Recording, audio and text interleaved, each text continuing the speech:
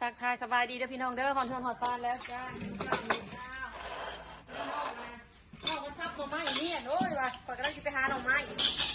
เด้อมาได้กินข้าวได้อยากข้าวเลยไปหาหอนเขาลืมบอกเห็ดใส่ เด็ดเดียว เห็ดขาวอันนี้คอนเนี่ยมันแก่ลืม เราว่าที่โทรบอกมันลืมว่าเบิ่งเฮ็ดข้าวเด้อมันตุ่มอยู่จนจะมือไป จริงแล้วกระยางเป็นน้ำมันกินเลย หิวข้าวพี่น้องพี่น้องไปซับหน่อไม้มีแต่คืนนี่มากับบุวิทแกงหน่อไม้ไปจังหวัดบักไก่ใช่ก็ ใช้น้ำค่ะ กลับมากินหน่อไม้คือเก่า น้ำมันกี่ลูก หน่อไม้เหมือนเดิมพี่น้อง ตู้เมื่อยขี่รถ ร้อน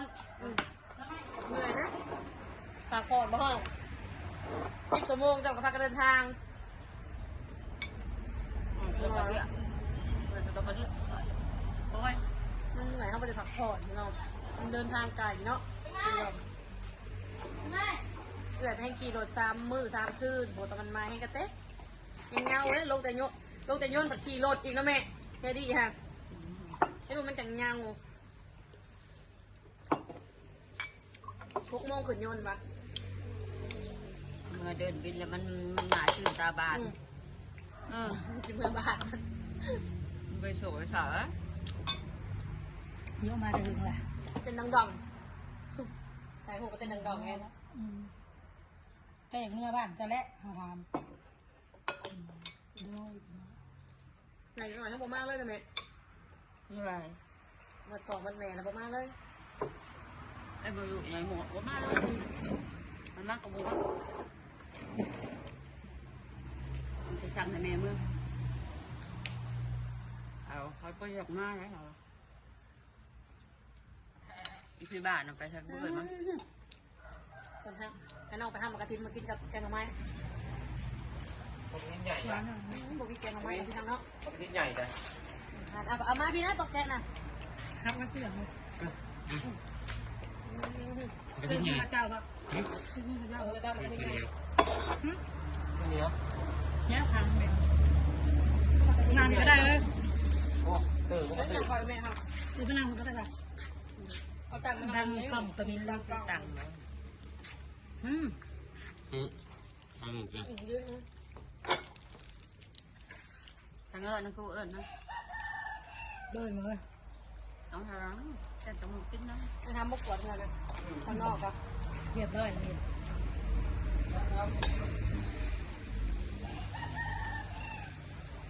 ปั่นเครื่องเราจะเคยลบ ครับเพียงเราจะประหมเนาะเดี๋ยวใส่ห่อมอสเต็มเลยแล้วอ๋อ พวง นั่นคือคนนี้ ไม่ต้องไปเลยกระลากระลาก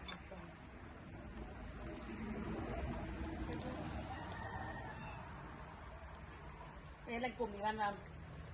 น้องคอยต้องโสดได้ค่ะว่าคนบริการนะการหลักชนใจได้ป่ะตาโตไปส่งมันสนามบินเนี้ย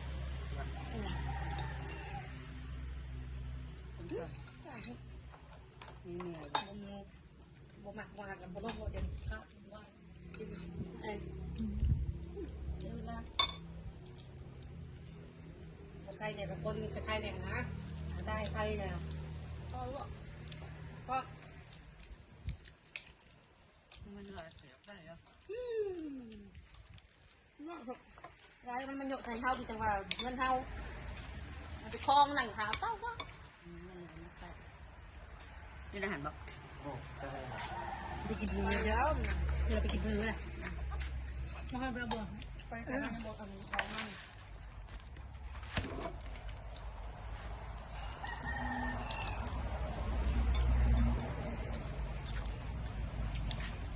เขานั่ง ไม่ได้กลัวลูก เช้า เนี่ยมาติดกดข้างหน้า ไม่หลอกมึงเห็น ติดกดขาวได้ มึงหลอกห่วยกูเอาไอเซนไปอยู่ กดขาวกดจับ ไปคงหน้าแก่กู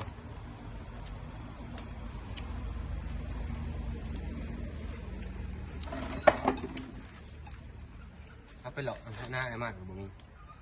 มึงกี่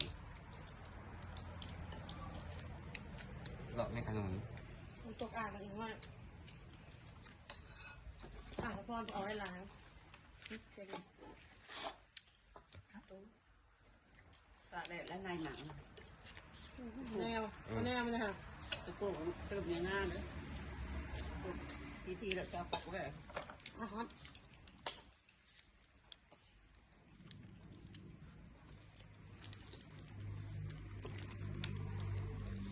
ประมาณนี้คือสิ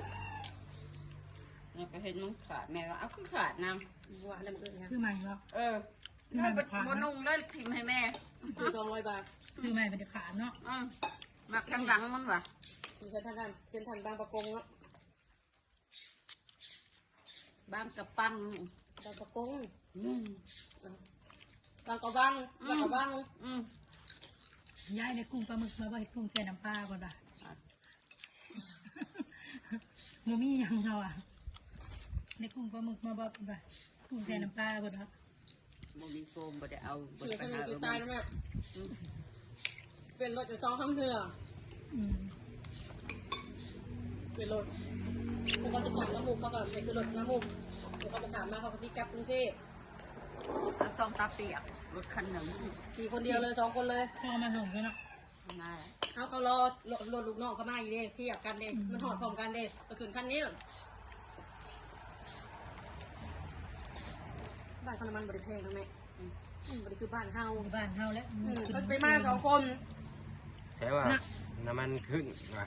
หักกระเข้า มันลงมากระลายหนึ่งค่ะลงแต่4-5,000คุณสุเห็นเนาะ เอาได้สัก ลาวค่ะ พอเพิ่งลงมา ต้อง4,000โห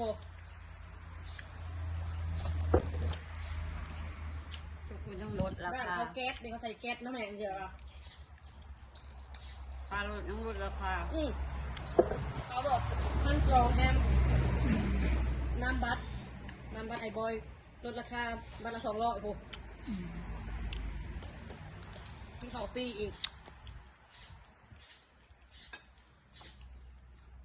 เหลือ1,100เลย น้ำก็ฟรีใส่ น้ำ น้ำ ฟรี ใส่ปั๊มได้กันแบ่เขาให้น้ำแล้ว บ้านน้ำมันจะซื้อ นี่คือบ้านเรา ตาใส่แบบแต่คนไปใส่ทำไมเนาะแถมนั้นเนาะน้ำเขาผลิตเองแบบหนึ่ง30-40 บาทก็แถมเลยค่ะเห็นแบบนึง บ้านเฮายันแต่ประชาชนรวย อันนี้พวกลูกตู้ก็ลงลังไปใส่ปั๊บเดียวแหละไหนน้ำเยอะ นี่ทำไร เลยหาแพ็คเดือน1,000 บาทได้2 แพ็คก็ไม่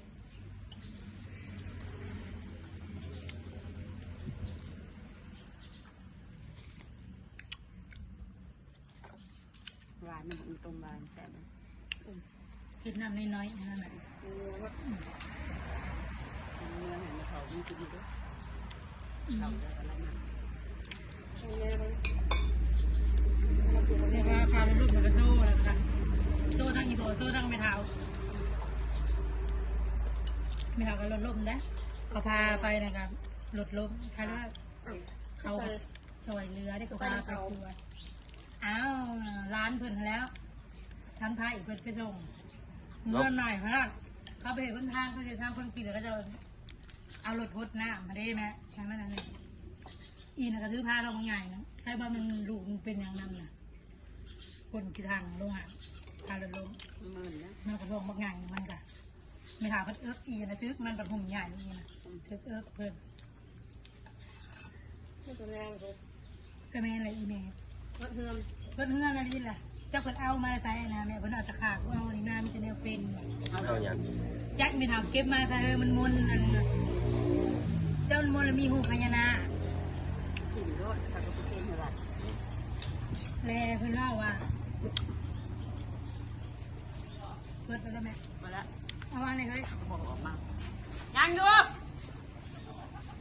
เอา แล้วบอกออกมา อีพอ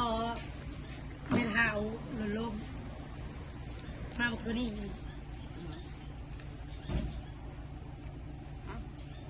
แม่เป็น ตามัวค่ะ แล้วก็ไปเอาเนี่ยลงอยู่นิ่งๆค่ะแบบคนจีนเขาเนี่ยนะแม่ถ้ามาแนวบนเป็นแนวมาถ่ายก็ได้มาใส่ซึ่งซึกมันจะแนวเป็นด้วยเวลาใครแล้วก็เขาปล่อยเรือนะเขาพาเขาเชียร์หาย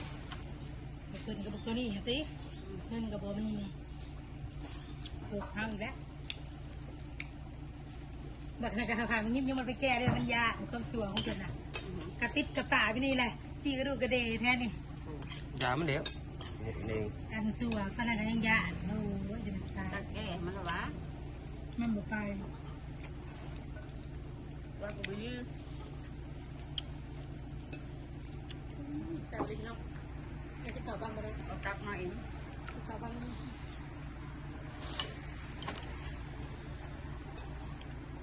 ำไมมันเอิญนี่นะ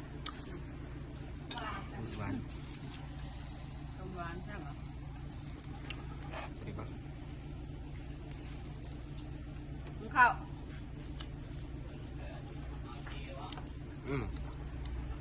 ลงรถมาไปกินข้าว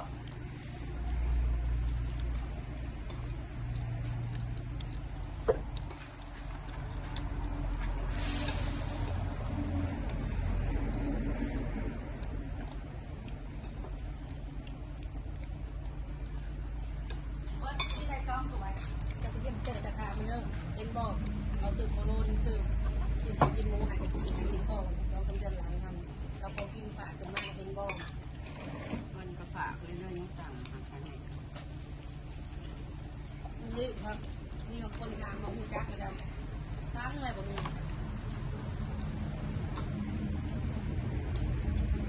เป็นตัวเบอร์เป็นแจกเขามาทำเรื่องนี้ไม่ทันมอนะส่งมาบัวไปครับ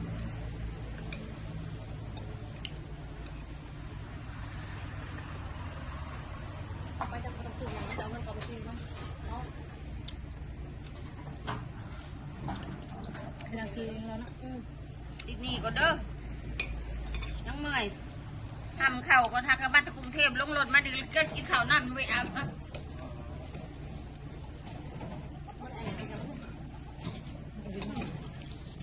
ตกสีตกหมดแล้ว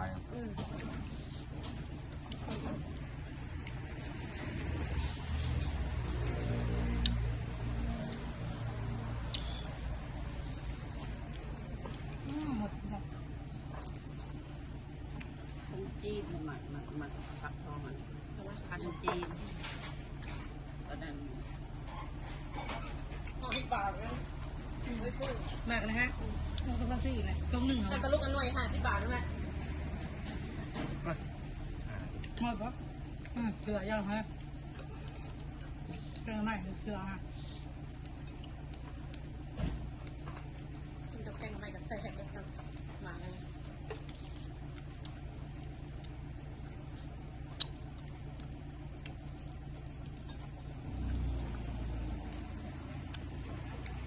ดูมันเป็นเมื่อวานนักเบิกได้ หมาไม่ไม่ลงวันหมาเลยเนี่ยเอาให้นะ ตัวให้ลูกหวัดหวัดเนี่ย เป็นเพศนี่นะ ตามมาไม่นะลูก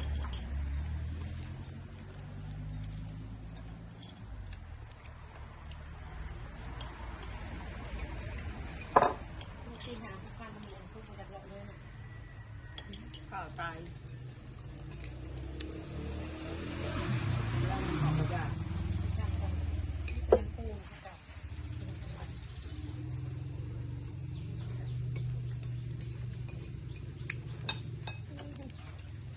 เอามากินกับเขาแบบนี้ ซื้อมันขนมใหญ่เลย คือยังเลย ขับ คน ไปการ แบบ ขับไปการได้ลายเลย คนตกบ่แซ่บ แล้วไปการอยู่ปุ๊บมันตะโพมผม เอวเด็กในแถวนี้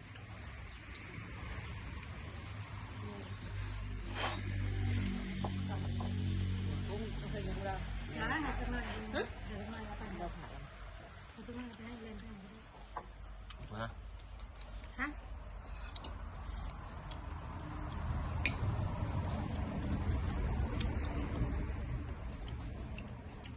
เอาแล้วไม่เกิน อันนั้นบ่ทันได้เรียนธนา ไปลงกัน เยอะแล้ว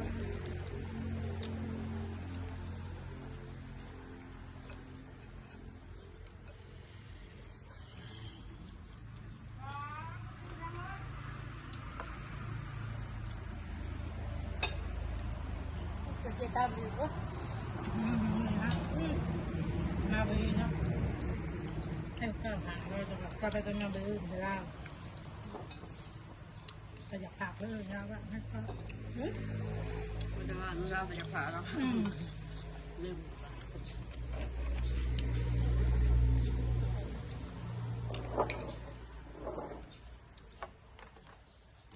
พอไปหานอนก่อน เมื่อเธอนั่นเบียด เอาตัวน้อยยังหัวแม่ฮะ นี่ หม นะ ดเลยเอาไปเบิ้ลหมาไว้หรือเปล่าก่อน ไปดูดี รู้ให้เขาเห็นเนาะ นี่ไม่ฝ่ายกินตอน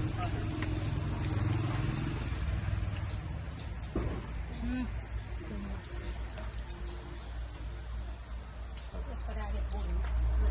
นี่แหละอืด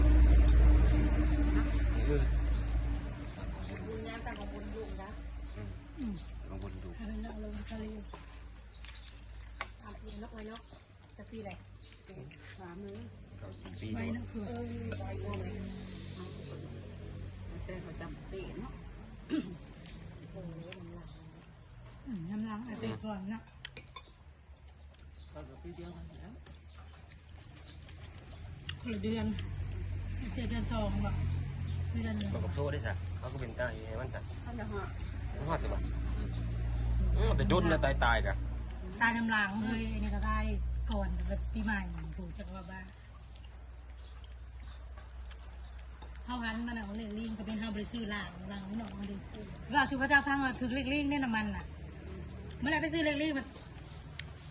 บอกละ10ขึ้นมาเอาบ่หลังเอาบ่บดบ่เอาไปบอกหลังเขาซื้อบน เจอไว้แล้วคน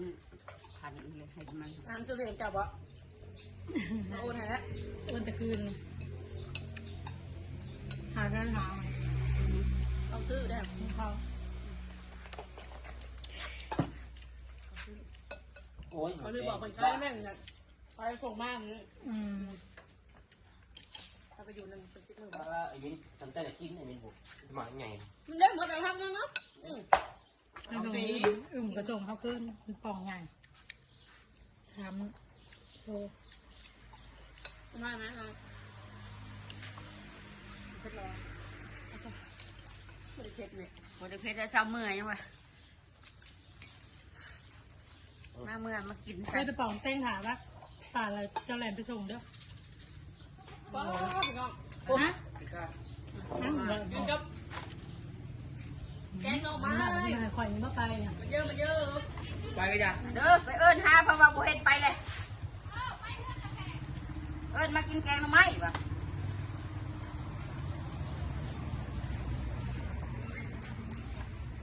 ยังเวลาจะเจ็บท้องนะครั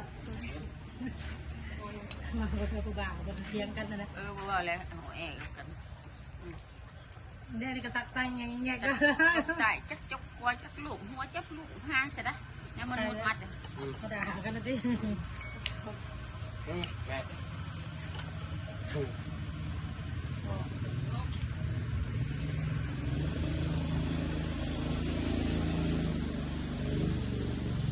ข้าวมันก็มาหอดกันกินข้าวใส่อยู่ดีได้นั่นก็ไปอาบเมื่อยมาเมื่อนี้แหละยาเราสิมาซื้อกินเบียร์วันเสาร์กินพอดีเลยแหละ ซื้อปิดไก่บุ้นแต่ก็จะซื้อเบียร์ซื้ออะไร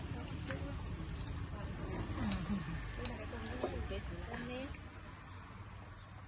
เอากินดีแล้วคนละมีเงินตามดูว่าลูกน้องปลาเนี่ยหมด4 ล้าน ไอ้ข่าวว่า ไม่เอาบอลลงกระยาวนะวันแรกหายเขาตาดูมาเก่าเป็นเก่าอยู่เลยเปิดบังนอน8 โมงก็ตื่นเพิ่งเขาตื่นมาแล้วบ่แหละ อยู่ห้องครัวอีกมือแดงจะเกินมือป่ะไปละเลาะไปมือกับเห็นเขาว่าพูดงานกันเท่าแล้ว ไปคุมมึงไปคุมมึงก็เอานั่นน่ะ ทิ้ง